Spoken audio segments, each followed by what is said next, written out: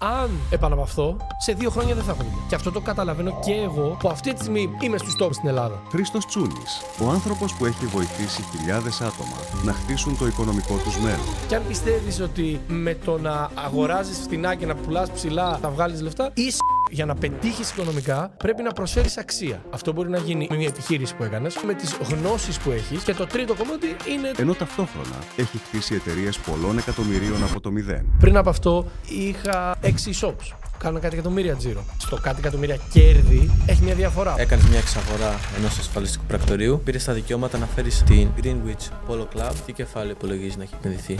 Γύρω στα 3 με 5 εκατομμύρια. Μπορεί και λίγο παραπάνω.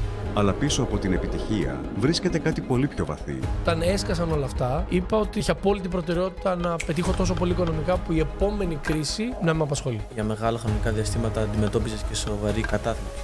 Αν είσαι φτιαγμένο από χώμα, όσο χώμα και να σου πετάξουν, γίνεσαι πιο ισχυρός. Ενώ αν είσαι από καλό μάρμαρο, σε βρωμίζει το χώμα. Πρέπει να απολαύσεις το να τρως το σκατό στη ζωή. Δεν μπορώ να το πω αλλιώς. Το βασικό πράγμα που θα έλεγα στον εαυτό μου, μπορούσα να μιλήσω σήμερα στο 18χρονο Χρήστο, θα το έλεγα